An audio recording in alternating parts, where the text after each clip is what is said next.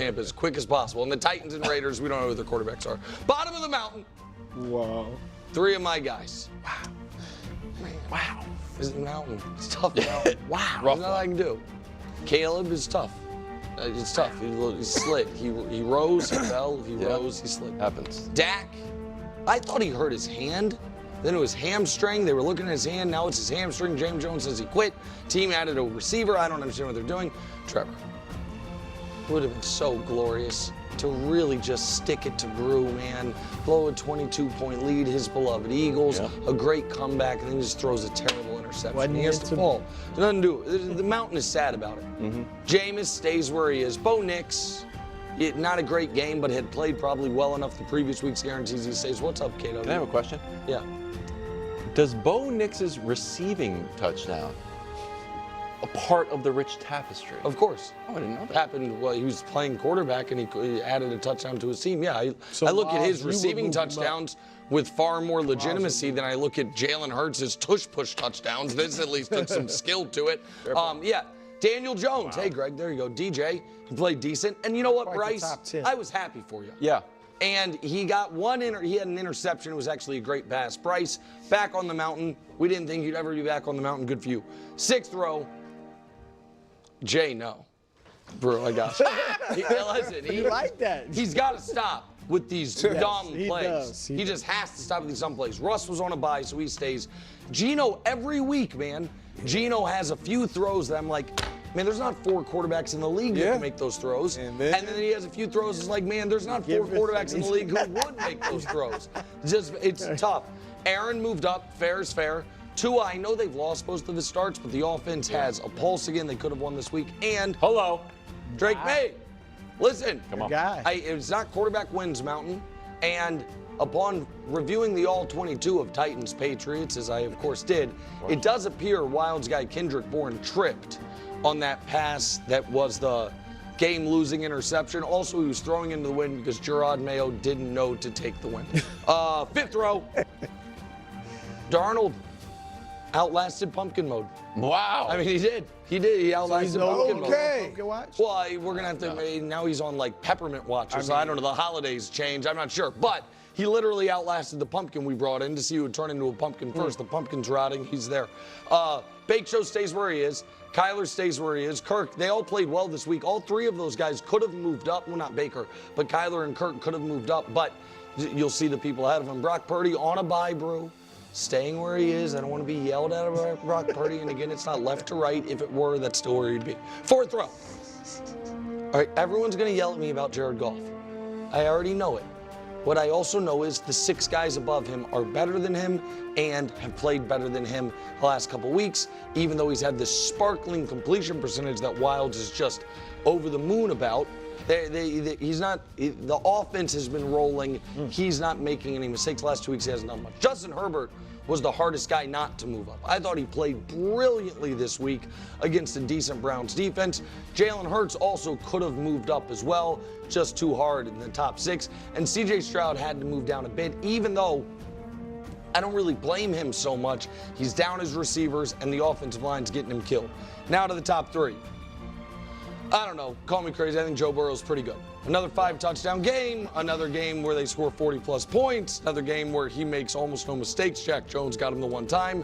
Matt Stafford willing that Rams team back into contention. And Jaden Daniels has gotten to the point. This is the nice thing you say about a rookie. They win. He plays really well. Not even a story. Yep. You know, and it's just like, oh, yeah, we kind of expected that. And then the top 3 remains totally unchanged. Josh Allen played really well this week. They won. Lamar played a damn near perfect football game. They won. I think we can show row 2. Maybe not, but that's who it is. And then, of course, still atop the mountain is Patrick Mahomes. There was a real chance after that Lamar performance that if Mahomes had played poorly this week, and certainly if the Chiefs had lost, Lamar would take his spot atop the mountain, as he did multiple times last year. Pardon me. Unfortunately, Patrick plays best game of the year. Unfortunately for Lamar, that is. So he stays atop the mountain. Okay. Guys, first off, Lamar deserves to be at the top of the mountain. Okay? Let's be serious here. Lamar, you know, I like how he says Lamar was almost perfect, but like Lamar, you know, but then like Patrick Mahomes will have like a 2 interception game and say Patrick Mahomes played perfect. Like, That doesn't make sense. Doesn't make sense. And again, beating the Bucks, playing your best game against the Bucks, who are decimated by injuries and needing overtime, versus blowing out the Broncos, who the Broncos, by the way, beat the Bucks and blew out the Bucks. Broncos have proved to be a better team, honestly, as this season has unfolded, or at the very least healthier in this moment. The more impressive win is Lamar Jackson and the Baltimore Ravens dominating the Broncos versus the Kansas City Chiefs and Mahomes barely squeaking out an overtime win versus the Bucks, who are decimated by injuries. Baker Mayfield is throwing to no one out there, but that goes without saying. But at the end of the day, I don't think there is a problem having Mahomes, Allen, and Lamar as the top three. Like, I think the top five at its core right now, Mahomes, Allen, Lamar, Burrow, Stafford, Jaden, like it's so tough because of how poor Mahomes really has played up until yesterday versus the Bucks. So it's always kind of tough, and Stafford had been struggling too without his weapons. So this season we've had many quarterbacks have such less than ideal situations, quite frankly, and struggle to overcome them, or at the very least struggle to look even remotely competent at times. So it's been a wild season for quarterback play, quite frankly. But there's just no way that Drake May could be above Bo Nix either right now, because considering what Bo Nix has done throughout the season, I think what Drake May has been doing has been awesome, and I'm really happy for him. But I mean, Bo Nix was offensive rookie of the month. Like, even this game against the Ravens, it actually really wasn't that bad. I know the numbers weren't perfect, and unless you actually watch the game, like John Middlecoff even pointed out, like Bo Nix actually played pretty well. Like he does not have the weapons, he does not have the team around him. He is going up against a brutally difficult team like the Ravens, and yet what it looked like was that Bo Nix was really doing everything he could to help give his team a shot. Right. He actually didn't play bad, again, which is why John Middlecoff, pretty much pointed that out on Colin Cowherd's podcast. Whereas you now have someone like Caleb Williams, Dak, Trevor Lawrence, etc., doing things that actively brought their team down. That's kind of like the problem that I have with that. I think Jordan Love is also way too low. I understand he didn't have this perfect game. He came back after being injured, was clearly not fully healthy. So that means he needs to drop all the way down, and now he's apparently on the same level of Drake May. I mean, like, get out of here. That makes absolutely no sense. I think Goff has been great. Goff will always be such a struggle to figure out where to put him exactly, just like it was with Purdy last year. And this is what I keep saying to Detroit Lions fans. It's an amazing problem to have. Like, don't be upset about it. People sleep on Goff's greatness and playmaking abilities because the Detroit Lions have such an insanely stacked, awesome team. So it's just a great problem to have, right? Like, it is a legitimate Super Bowl roster with great coaching, great players. So people will always pull Goff down, even though he definitely deserves. Because right now it's 1, 2, 3, 4, 5, 6, 7, 8, 9, 10. So he does have him as at least a top 10 quarterback. And at the end of the day, right? Like, I understand why people are going to put some of these other players above them. Although, it's a tough situation, honestly. It really, really, really, really is. In reality, I would put Mahomes, Allen, Lamar, Burrow, Stafford, Jaden, Goff, Herbert, Hurts, Stroud, and if we're talking about especially specifically this year, probably. But I'm not doing this 1, 2, 3, 4 type thing. It's just like we're gonna have like 5 quarterbacks in the number 2 section, right? 3 quarterbacks in the number 4 section, like, because it's just these quarterbacks are all so close to one another. What would Matthew Stafford look like with the Detroit Lions? Probably pretty legit. What would Joe Burrow look like? Josh Allen, Mahomes, right? Like, probably pretty legit. Like, so it's just hard to 100% make sense. When the Rams were decimated with their injuries and no Puka, no Cooper Kupp, right? What would Jaden Daniels look with that? What would Joe Burrow look with that? So it's just it's such a mess for evaluating quarterbacks this season because such key important players have been in and out and in and out and in and out of the lineup that it makes it really hard. But if I'm looking at the quarterbacks who've been able to do the most with nothing, and I'm not just talking about wins and losses, and have actually executed an offense at a pretty high level despite not having all of these gifts and not having great coaching and you know, an awesome run game and yards after catch, like that is where Herbert really earns his keep here, right? It really is. It's what Jaden Daniels has been able to do, what Josh Allen has been able to do. Joe Burrow constantly having to overcome his terrible defensive team, right? Having to deal with T. Higgins drama, Jamar Chase drama. You know, I think some of those storylines are kind of going underappreciated, quite frankly. The other thing is you know, it's just everyone's so obsessed with Patrick Mahomes, you know, just universally being at this top of the mountain. And I think the reality is, because we could see that he played a significantly better game with Kelsey and Hopkins and whatnot against obviously an injured Bucs team, but you could see how much of an impact having Hopkins has had on him. And so then people say, see, he just needed pieces. And it's like, well, again, then, if he needs pieces and he needs Andy Reid to be his head coach and Hopkins to be there and Travis Kelsey actually to be looking alive and making plays, well, then you have to give that same, you know, the same criticism, the same critique, the same variables to Josh Allen, to Lamar Jackson, to Joe Burrow, to Stafford, to Hurts, to Herbert, to Goff, Jane. So there should be nothing that then separates Patrick Mahomes so by and far better than everyone else. Because if he looked completely pedestrian when he lacked weapons, then why do you rip other quarterbacks for then not looking as good versus not? It just again, it's too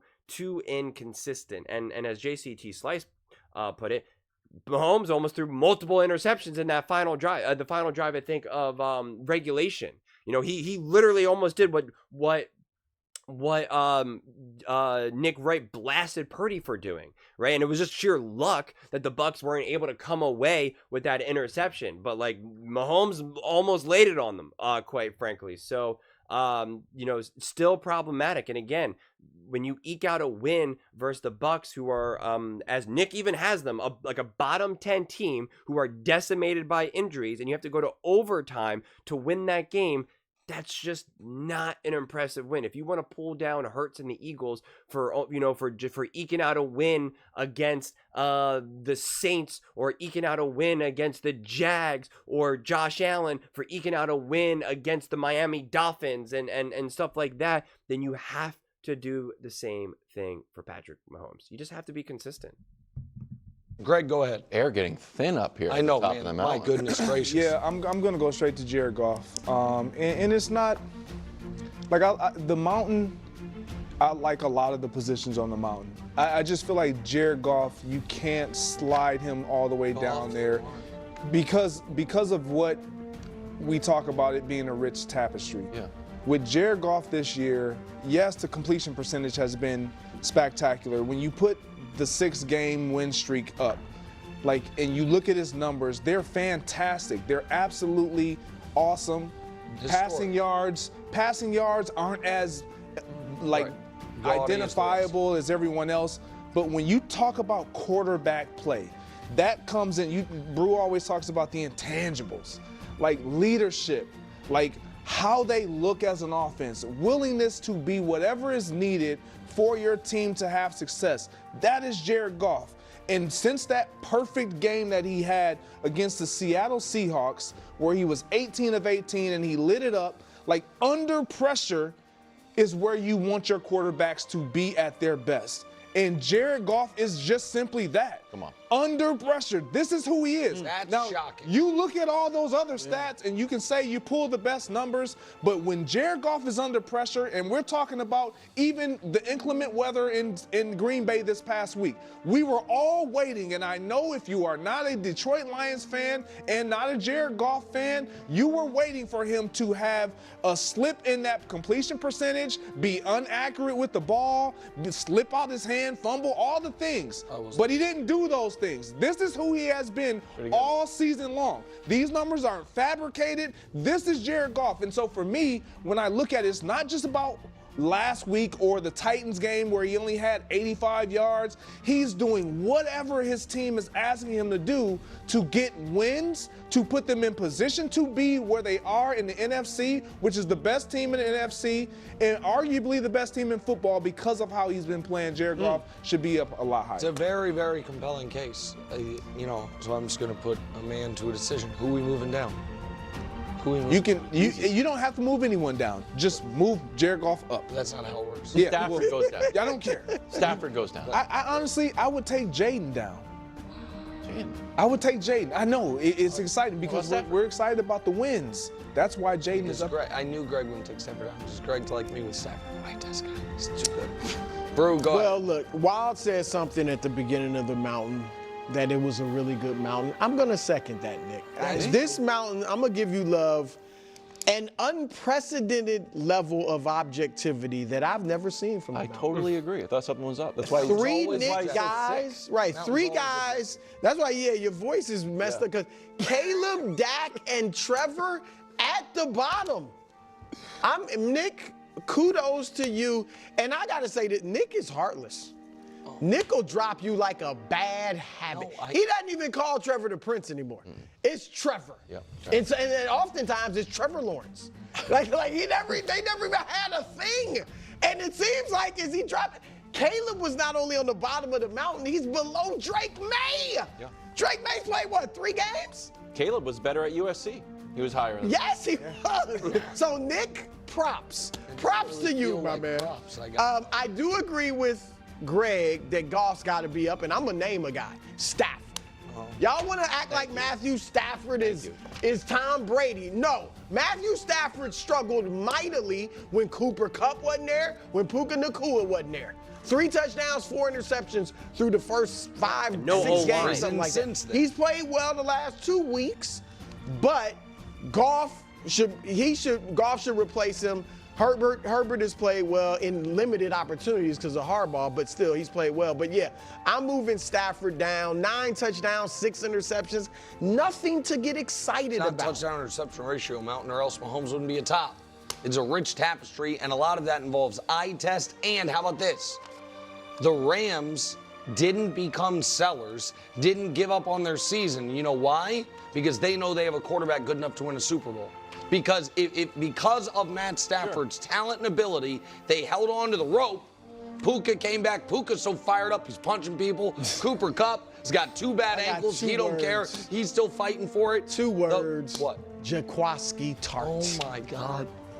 Wilds, you want to explain to the audience what he's talking about? He dropped the ball in the NFC title game, or Matthew Stafford wouldn't have even gotten to the Super Bowl. I'm just saying. I know. If that happened to Brock Purdy, you don't think that'd be a flagpole on the mountain? America. Again, if you're like Jaquaski Tart was in last year's NFC title game, No. You're like, oh, Jaquaski Tart was in the year before. No. 3 years ago. Does that make it any less relevant? 13 minutes left in a game. A guy dropped the pick. It's a poor argument because they go on to win the Super Bowl. That was a sliding doors moment. I'm just saying, that's how fragile things are. If Kyle Shanahan is so good, how come he couldn't win with? Right, it's CJ Beathard. Thank you. Thank you. He's on CJ Beathard. Okay. A few weeks ago, Drake wasn't on the mountain. He wasn't starting. I know, but I still did a big thing on Drake to grease the skids, you know? It's like when you start planting seeds in your family's minds about what you want for Christmas. Oh, that looks nice. Drake May. Should he move up right now? No, he just lost the game. It's okay though. Look at his numbers. Just be prepared to move him up next week when he beats Caleb. We used to not be good. Now we're good. That's what that graphic is. Throw that thing. Here's Pat. Wait, what? Hold on. Can we stay on this for a second? Yeah, sure. So, you guys are still at 18 points a game? It's pretty good though. I mean, Complimentary football. okay, got it. No problem. We gotta drive the whole field. Yeah, off no problem. Times. He's 5 for 5 in the red zone? Yes. That's good. We're out there making That is moves. Then you go, how is he doing up against tomato cans? Well, kind of, but oddly, these defenses are pretty good. Jacksonville's defense is not good. Tennessee's defense is the best in the league. You know, by watching the Tennessee Titans, you wouldn't think that, but it turns out numerically they are. Now we're going up against Caleb. Ooh. And then finally, Drake running around. Just looks fantastic. How fast is he? Well, it's time to talk about him in the same category as Lamar and Jaden Daniels. Really? Yeah, you see the numbers? He is fast. He's super he shows fast. some speed. Yeah, and he's running the balls and needs to slide a little bit more, but he's out there as one of the most dynamic quarterbacks. So next week, I'm just planting the seed. Planting the seed. All right. So there you have it.